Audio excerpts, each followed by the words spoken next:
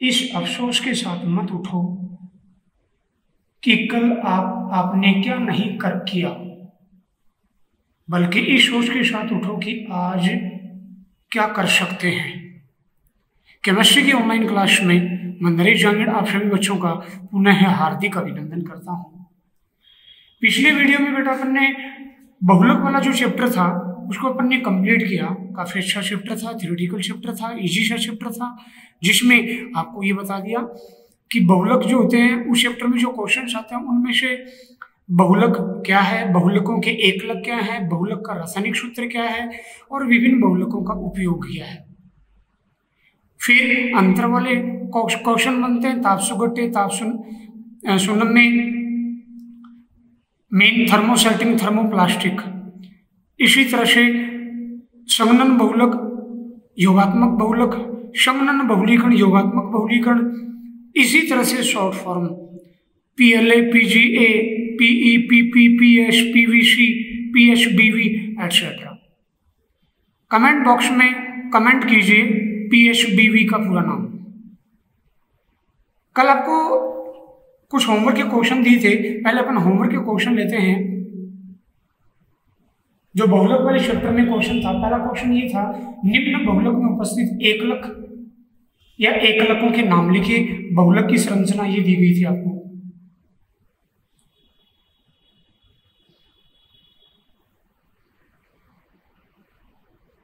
ये जो बहुलक है उसके एकलक के बारे में आपको बताना है।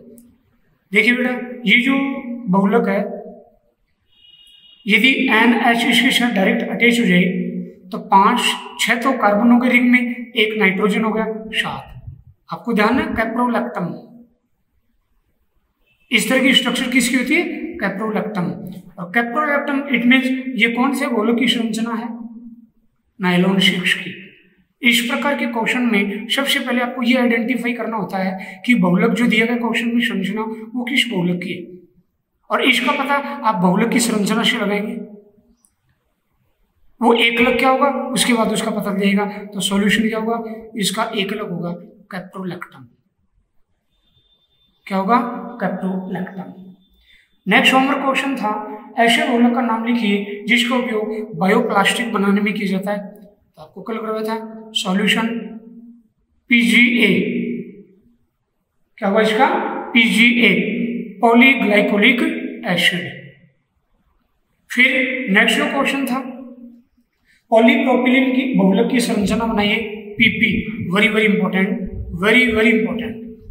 पॉलीप्रोपिलीन, पॉली नाम आपको कहीं बहुलक में मिले तो आपको ऐसा बताया गया, पिछले की वीडियोज में आपको पढ़ाया गया।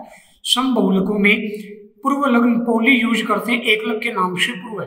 तो यहाँ पॉलीप्रोपिलीन है तो इसका एकलक क्या होगा, प्रोपिलीन। प्रोपिलीन आपको कॉन्सेप्ट के साथ बता रहा हूं बेटा, आपको भी ऐसे ही कोई क्वेश्चन आता है उसको ऐसे ही सोल्व करना है, ऐसे कॉन्सेप्ट को अप्लाई करके क्वेश्चन को सोल्व करना है। अब आपको देखना है प्रोपिलीन की स्ट्रक्चर क्या होती है। देखिए बेटा, CH3 CH double bond CH2। IUPAC name क्या होगा, प्रोपीन। N इकाई आपस में बहुलीकृत होती हैं, योगात्मक बहुलकन की प्रक्रिया होगी तो बहुलक की संरचना इस तरह से बनेगी। आपको ये बताया गया, वेरी इंपॉर्टेंट क्वेश्चन है, आपको ये बताया गया डबल बॉन्डेड जो कार्बन होते हैं उनके बीच का पाई बॉन्ड क्लीवेज होगा, और असंतृप्त दोनों कार्बन की मुक्त संयोजकताओं को दर्शाकर बहुलक की संरचना बनाते हैं। यहाँ द्विबंधित कार्बन है, ये रहे, तो अपने को क्या करना है, CH2 CH और पार्श्व में साइड चेन एक मैथिल समूह को अटैच कर देंगे। ये स्ट्रक्चर किसकी होगी, N यूनिट होगी इसकी, पॉलीप्रोपिलीन की। आई होप आपका क्वेश्चन आंसर राइट होगा। यदि आप रेगुलर पढ़ रहे हैं आपका बिल्कुल ये क्वेश्चन जो भी करवा रहे हैं आपके राइट होंगे। देखिए बेटा, ये क्वेश्चन था, सॉरी, ऐसे बहुलक का नाम लिखिए जिसका उपयोग बायोप्लास्टिक बनाने में करते हैं। ये PGA नहीं होगा, sorry, PLA, polylactic acid, sorry. उसके बाद आपको कल आपने PDF फाइल में देखा होगा, काफी इंपॉर्टेंट बातें आपको कंपटीशन लेवल की आपको बताया था, मैं उनको पुनः रिपीट कर देता हूँ। पॉलीएस्टर बहुलक पैराइलिन, पॉलीएमाइड बहुलक के उदाहरण नाइलॉन 6, नाइलॉन 2, नाइलॉन 6 जो एक जैव निम्नीकृत बहुलक बायोपॉलीमर। ऐसे नाइलॉन 6 पॉलीडाई इन बहुलक, इट मीन्स उसमें डबल बॉन्ड दो होंगे, नियोप्रीन, पॉलीआइसोप्रीन, ये दोनों पॉलीडाई इन बहुलक के उदाहरण है। फिर पॉली ओलिफिन बहुलक जिनमें डबल बॉन्ड एक हो, ओलिफिन एल्कीन के लिए यूज करते हैं, जैसा आपको कल बता दिया था। तो इसके एग्जांपल पॉलीथीन, पॉलीप्रोपिलीन, पॉलीस्टाइरीन, एक इसके एग्जांपल रहेंगे। पॉली ओलिफिन बहुलक के एग्जांपल रहेंगे। ऐसे poly hello olefin very important, poly hello olefin बहुलक, इट मीन्स उसमें डबल बॉन्ड के साथ साथ हेलोजन एटम भी अटैच होगा। तो उसमें आपके पीवीसी और टेफ्लॉन, पीवीसी और टेफ्लॉन पॉली हेलो ओलिफिन बहुलक के एग्जांपल हैं। ऐसे ही आपको बताया था फॉर्मेल्डिहाइड बहुलक के एग्जांपल फिनोल फॉर्मेल्डिहाइड बहुलक और यूरिया फॉर्मेल्डिहाइड बहुलक। ये सर आपको बहुलक वाले चैप्टर में कंप्लीट करवा दिया था। इसके बाद बेटा आज अपन नया चैप्टर शुरू करने जा रहे हैं। आपका जो अगला चैप्टर है वो है जैव अणु। इजी सा चैप्टर है, अपन इजी चैप्टर ले रहे हैं जिससे आपको कंफ्यूजन नहीं हो। आपकी प्रेजेंस में आपको मतलब आपकी फिजिकली अपीयरेंस जो होगी उसमें आपको वो चैप्टर्स और आपको करवाए जाएंगे। जहाँ तक है ये ईश्वर से कामना करता हूँ कि इस तरह की जो विकराल स्थिति है वो जल्दी ही ठीक हो जाए और आपकी फिजिकल अपीयरेंस हो क्लास में, तो आपको ऑर्गेनिक केमिस्ट्री से रिलेटेड और जो इक्वेशन वाले चैप्टर हैं वो भी आपको करवाए जाए। ईश्वर से यही कामना करता हूँ, बाकी स्थिति के अनुसार आपको निर्णय लिया जाएगा। आप केवल पढ़ने का ध्यान रखिए बेटा, रेगुलरिटी बनाए रखिए। जैसे बहुलक वाला एक थ्योरेटिकल चैप्टर है, इजी सा चैप्टर है, वैसे ही अपना जैव अणु एक इजी सा चैप्टर, बड़ा जरूर है बट इजी सा चैप्टर। देखिए जनरल साइंस का चैप्टर है, कुछ केमिस्ट्री की बातें आएंगी, स्ट्रक्चर वगैरह से रिलेटेड पॉइंट टू पॉइंट अपन पढ़ते हैं। शुरू करते हैं। देखिए सबसे पहले बेटा इसका परिचय लेते हैं। जैव अणु आपके 3 मार्क्स का चैप्टर होगा और आपके सिलेबस में ये 14 का चैप्टर है। जैव अणु बायोमोलिक्यूल 3 मार्क्स के क्वेश्चन बोर्ड में आएंगे। अब परिचय की बात करें, सबसे पहले देखो जैव अणु बायोमोलिक्यूल्स। बायोमोलिक्यूल्स में बायो जो वर्ड है इसका अर्थ होता है एनिमल्स एंड प्लांट्स, यानी ऐसे मॉलिक्यूल जो एनिमल और प्लांट्स में प्रेजेंट होते हैं। ये इस शब्द का मीन हो गया बायोमोलिक्यूल का, अर्थात ऐसे अणु जो एनिमल और प्लांट्स में प्रेजेंट होते हैं, सजीवों के शरीर में उपस्थित होते हैं, ये जटिल कार्बनिक पदार्थ होते हैं। वेरी वेरी इंपॉर्टेंट, बायोमोलिक्यूल क्या होते हैं? जटिल कार्बनिक अणु होते हैं, जिसको आपको याद रखना, जो किसके लिए जरूरी है? एनिमल और प्लांट्स में, लिविंग बींग्स में, सजीवों में, उनकी वृद्धि के लिए, उनकी मरम्मत के लिए, उनमें जीवित रहने के लिए, सर्वाइवल के लिए, उनमें रिप्रोडक्शन के लिए, इस प्रकार की जो जैविक क्रियाएं हैं उनके लिए जो एसेंशियल कॉम्प्लेक्स ऑर्गेनिक मॉलिक्यूल्स होते हैं उनको क्या बोलते हैं? जैव अणु कहा जाता है। सबसे पहले परिभाषा, तभी मैंने इसको टुकड़ों में डिवाइड करके इसकी परिभाषा को बताया। अब अगेन इसको एक साथ बता रहा हूं इजी लैंग्वेज में कि जंतु व पादपों के शरीर में उपस्थित ऐसे जटिल कार्बनिक अणु जो वृद्धि, मरम्मत और सामान्य क्रियाओं के लिए एसेंशियल होते हैं, आवश्यक होते हैं, जैव अणु कहलाते हैं। क्या कहलाते हैं बेटा? जैव अणु कहलाते हैं। उदाहरण, जैव अणु के उदाहरण ने या जटिल कार्बनिक अणु जो वृद्धि, मरम्मत और सामान्य जैविक क्रियाओं के लिए जरूरी होते हैं। कार्बोहाइड्रेट, आप सभी बच्चे जनरल साइंस में भी ये चीज पढ़ गए हैं, छोटी क्लासों से पढ़ते आ रहे हैं। प्रोटीन, विटामिन, न्यूक्लिक अम्ल, आप सभी जानते हैं, बायोलॉजी के बच्चे अच्छे से जानते हैं। न्यूक्लिक अम्ल 2 प्रकार के होते हैं, डीएनए और आरएनए। यहाँ भी अपने चैप्टर के एंडिंग में न्यूक्लिक एसिड के बारे में अपन रीड करेंगे। ऐसे ही हार्मोन, ये जो होते हैं इन सबको बोलते हैं बायोमोलिक्यूल्स। तो सजीवों के शरीर में उपस्थित ऐसे जटिल कार्बनिक अणु जो वृद्धि, मरम्मत व सामान्य क्रियाओं के लिए आवश्यक होते हैं बायोमोलिक्यूल्स कहलाते हैं। उदाहरण carbohydrate, protein, vitamin, nucleic acid, hormone etcetera. सजीवों के शरीर में 25 प्रकार के जो जैव अणु होते हैं 25 से अधिक तत्वों से मिलकर बने होते हैं। वेरी इंपॉर्टेंट, जैव अणु कितने तत्वों से मिलकर बने होते हैं? 25 तत्वों से मिलकर बने होते हैं। ये सभी कार्बनिक प्रकृति के होते हैं, वेरी इंपॉर्टेंट। अतः इनके समतल में carbon, hydrogen, oxygen, nitrogen, sulphur आदि तत्व उपस्थित होते हैं, वेरी वेरी इंपॉर्टेंट। जैव अणु कितने तत्वों से मिलकर बने होते हैं? 25 से अधिक तत्वों से। जैव अणुओं की प्रकृति कैसी होती है? कार्बनिक, जटिल कार्बनिक प्रकृति होती है। प्रत्येक जैव अणु अलग अलग कार्य करता है। यदि किसी एक की कमी हो जाए, जैसे प्रोटीन की कमी हो जाए, तो प्रोटीन क्या करता है? नई सेल्स को बनाता है। आपने जनरल साइंस में पढ़ा, राइबोसोम प्रोटीन के कारखाने कहलाते हैं। सेल ऑर्गन है जो सेल के अंदर प्रेजेंट होता है, माइटोकॉन्ड्रिया, गोल्गी काय, राइबोसोम, एंडोप्लाज्मिक रेटिकुलम जिसको हिंदी में बोलते हैं अंतःप्रद्रवी ज्वालिका। उसी तरह से राइबोसोम भी एक सेल ऑर्गन होता है जो क्या होते हैं? प्रोटीन के कारखाने होते हैं। बढ़ते बच्चों के लिए प्रोटीन का जो सोर्स है, प्रोटीन वाले भोज्य पदार्थ उनको ज्यादा देने चाहिए। तो किसी जैव अणु की यदि कमी हो जाए तो उसका शरीर पर विपरीत प्रभाव पड़ता है, कोई विकृति उत्पन्न हो जाती है, उसकी कमी से कोई ना कोई रोग उत्पन्न हो जाता है। ऐसे विटामिन की कमी हो, अलग अलग विटामिन, अपन विटामिन के बारे में आगे पढ़ेंगे। फंक नामक साइंटिस्ट ने इनके बारे में बताया था।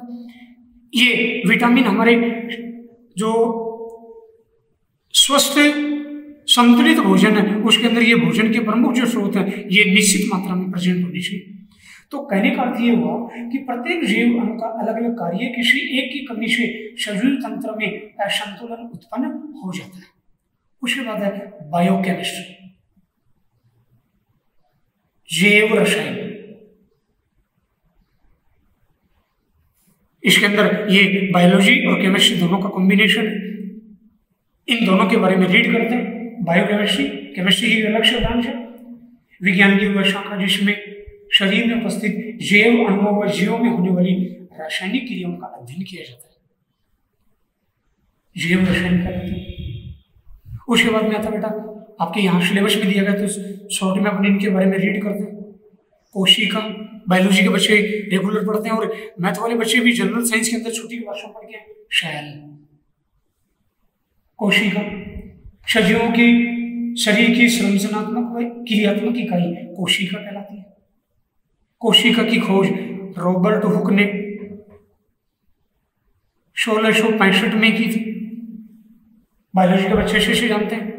कोशिका के अंदर सजीवों के लिए आवश्यक पदार्थ भरे रहते हैं जिनके द्वारा कोशिका में जैव रासायनिक क्रिया संपन्न होती है। कोशिका बहुत ही छोटी होने के कारण इसको माइक्रोस्कोप से देखा जाता है।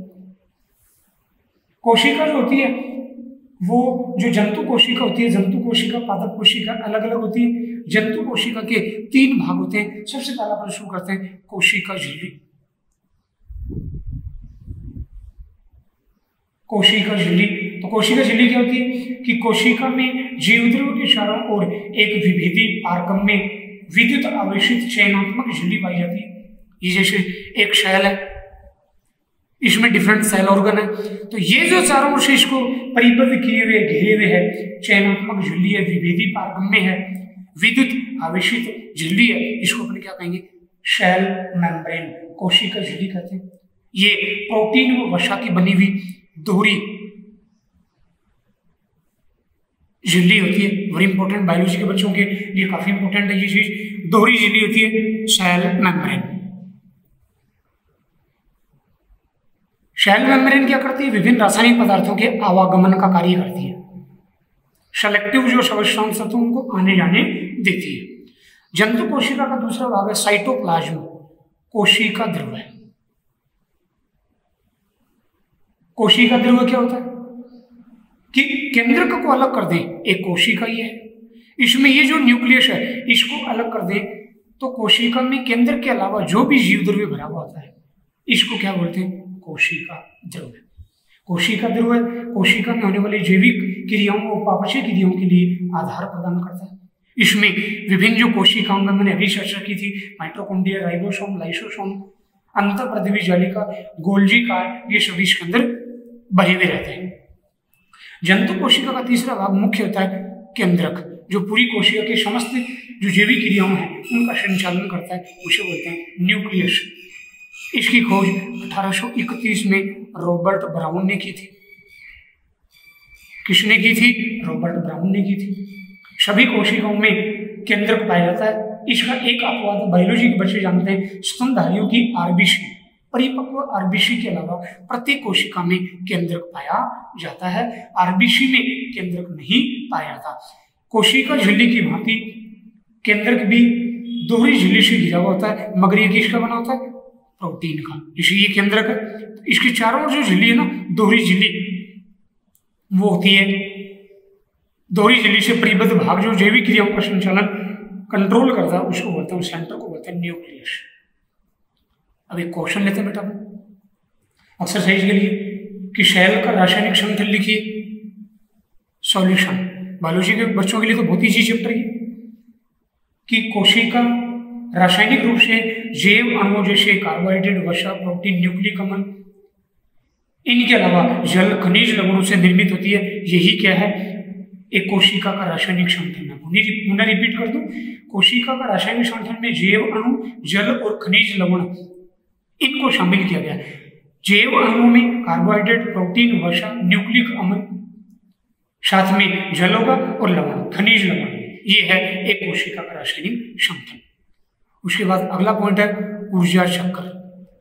You know that very well कि सजीवों के शरीर में विभिन्न कार्यों को करने के लिए ऊर्जा की आवश्यकता होती है। ये ऊर्जा विभिन्न जो खाद्य अणु होते हैं उनके निम्नीकरण से प्राप्त होती है। उनके निम्नीकरण से मतलब उनके अपघटन से ऊर्जा अपने को प्राप्त होती है। छोटी क्लासों में पढ़ के बायोलॉजी के बच्चे पढ़ते हैं, ग्लूकोज के ऑक्सीकरण की प्रक्रिया श्वसन कहलाती है, जिससे ऊर्जा प्राप्त होती है। अभी अपन इनके बारे में पढ़ेंगे। यही ऊर्जा जैविक कार्यों में खर्च भी होती है, साथ में अन्य अणुओं के संश्लेषण में भी प्रयुक्त होती है। विभिन्न खाद्य अणु अपन भोजन ग्रहण करते हैं, उन भोजन के रूप में जो भी अपन ग्रहण करते हैं खाद्य अणु, उनके निम्नीकरण से ऊर्जा प्राप्त होती है जो जैविक कार्यों में खर्च होती है। इसके साथ साथ अन्य उपयोगी जो कोशिका के अंदर अणु होते हैं, पदार्थ होते हैं, उनके संश्लेषण में भी ये जो ऊर्जा है वो खर्च होती है। अतः वे समस्त क्रियाएं जिनसे सजीवों को ऊर्जा प्राप्त होती है, यह ऊर्जा वे होती है। ऊर्जा प्राप्त होती है या ऊर्जा वे होती है, उपापचय क्रियाएं कहलाती है। वेरी वेरी इंपॉर्टेंट, उपापचय क्रियाएं कहलाती है। वे समस्त जैविक क्रियाएं जिनसे सजीवों को ऊर्जा प्राप्त होती है या ऊर्जा वे होती है, उसको अपन क्या बोलते हैं? उपापचय क्रिया। उपापचय क्रियाओं को दो भागों में डिवाइड किया, एक उपचय और दूसरा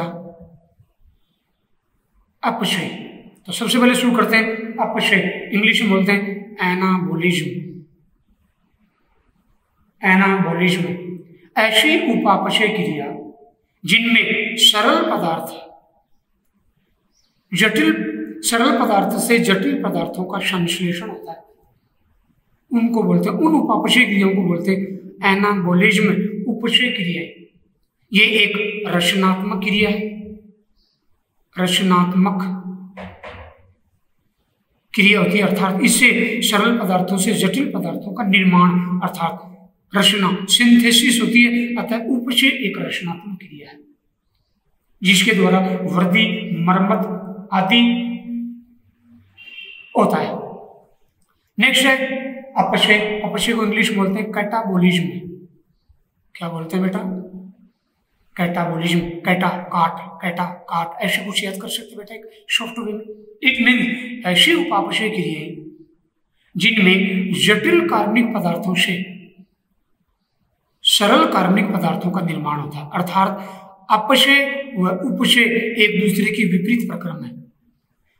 उपचय जहां रचनात्मक प्रक्रम है, वहीं अपचय एक खंडात्मक प्रक्रम है जिसमें जटिल कार्बनिक पदार्थ से सरल कार्बनिक पदार्थों का निर्माण होता है, निम्नीकरण होता है। इनसे जटिल कार्बनिक पदार्थों से सरल पदार्थ का निर्माण होता है, इसको बोलते हैं उपचय। इसमें ऊर्जा उत्पन्न होती है। इसमें क्या होती है? ऊर्जा उत्पन्न होती है, जबकि इसमें ऊर्जा खर्च होती है। ये एक रचनात्मक प्रक्रम है, ये खंडात्मक प्रक्रम है। इस तरह से इन दोनों पे डिस्टिंक्श मतलब अंतर करने वाला, तुलनात्मक अध्ययन करने वाला क्वेश्चन भी आता है कि उपचय व अपचय विक्रियाओं में प्रमुख अंतर लिखिए, तो आप दोनों बिल्कुल इजी वे में कर सकते हैं।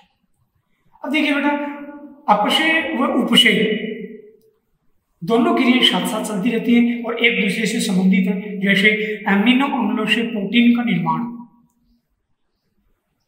एमिनो अम्ल सरल पदार्थ है और इनसे जटिल पदार्थ का निर्माण होता है प्रोटीन, अर्थात ये एक रचनात्मक प्रक्रम हो गया। ये कौन सी प्रक्रिया होगी? उपचय। जबकि कार्बोहाइड्रेट का सरल अणुओं जैसे CO2, जल, इनके अंदर टूटना, परिवर्तित होना क्या कहलाएगा? एक अपचय प्रक्रम कहलाएगा। कौन सा प्रक्रम कहलाएगा? अपचय। तो इस तरह से एक एग्जांपल के द्वारा अपन दोनों को क्लियर कर सकते हैं। एमिनो अम्लों से प्रोटीन का निर्माण एक रचनात्मक प्रक्रम है, सरल पदार्थ से जटिल पदार्थों का निर्माण हुआ, अतः इसको बोलेंगे उपचय क्रिया, एनाबॉलिज्म। जबकि कार्बोहाइड्रेट जो जटिल कार्बनिक अणु है, इससे सरल अणु जैसे जल, कार्बन डाइऑक्साइड का निर्माण खंडात्मक प्रक्रम है, इसे कहेंगे अपचय, कैटाबोलिज्म, कैटाबोलिज्म। माइटोकॉन्ड्रिया को आप छोटी क्लास में पढ़ के अगला जो पॉइंट लेते हैं, माइटोकॉन्ड्रिया को कोशिका का पावर हाउस बोलते हैं। क्यों बोलते हैं? छोटा क्वेश्चन आ सकता है, बहुत रेयर चांस है, बहुत रेयर चांस है, आपको पता होना चाहिए, शायद आप सभी बच्चे अच्छे से जानते हैं। माइटोकॉन्ड्रिया को कोशिका का पावर हाउस कहते हैं क्योंकि माइटोकॉन्ड्रिया में खाद्य अणुओं का एंजाइम की उपस्थिति में ऑक्सीकरण होता है, इससे ऊर्जा उत्पन्न होती है। अतः माइटोकॉन्ड्रिया को कोशिका का शक्ति गृह कहा जाता है, क्योंकि ऊर्जा उत्पादन का काम माइटोकॉन्ड्रिया में होता है, खाद्य अणुओं का एंजाइम की उपस्थिति में ऑक्सीकरण की प्रक्रिया द्वारा। यह ऊर्जा जो प्राप्त होती है, इसका कुछ भाग ATP, बायोलॉजी के बच्चे पढ़ते हैं, इसको बोलते हैं ऊर्जा की मुद्रा, एडिनोसिन ट्राइफॉस्फेट। जब ये ऊर्जा रिलीज करता है तो किस में कन्वर्ट हो जाता है? ADP में, एडिनोसिन डाइफॉस्फेट में कन्वर्ट हो जाता है। पुनः ADP किस में कन्वर्ट होता है? ATP में, और इससे अपने को ऊर्जा प्राप्ति होती है। अब ग्लूकोज का वायु की उपस्थिति व अनुपस्थिति दोनों परिस्थितियों में ऑक्सीकरण पॉसिबल है। मैंने अभी बताया, इसी ऑनलाइन क्लास में चर्चा की कि ग्लूकोज के ऑक्सीकरण की प्रक्रिया शोषण कहलाती है, जिससे ऊर्जा उत्पन्न होती है। ग्लूकोज का जो ऑक्सीकरण वायु की उपस्थिति में हो सकता है, इसे बोलते हैं वायवीय शोषण, और वायु की अनुपस्थिति में हो, इसे बोलते हैं अवायवीय श्वसन। देखिए बेटा, अपन ने यदि ग्लूकोज के वायु की उपस्थिति में ऑक्सीकरण की प्रक्रिया ऊर्जा उत्पन्न हो, तो ये C6H12O6 ये ग्लूकोज का मॉलिक्यूल अभी अपन पढ़ेंगे कार्बोहाइड्रेट के बारे में वहां, तो यहाँ तो इतना याद एक बार के लिए समझो, ये ग्लूकोज का अणु है।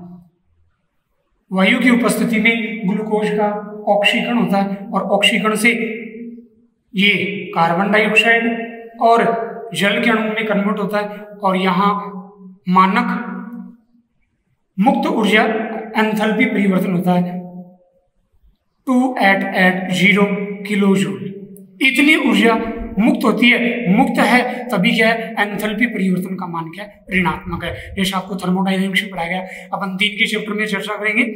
इलेक्ट्रोकेमिस्ट्री में किसी भी प्रक्रम के होने या न होने के बारे में 11th क्लास में आपको पढ़ाया गया। थर्मोडायनेमिक्स में मुक्त ऊर्जा परिवर्तन को देखा जाता है, इसका मान ऋणात्मक है, निगेटिव है, इट मीन्स वो स्वतः होगा प्रक्रम।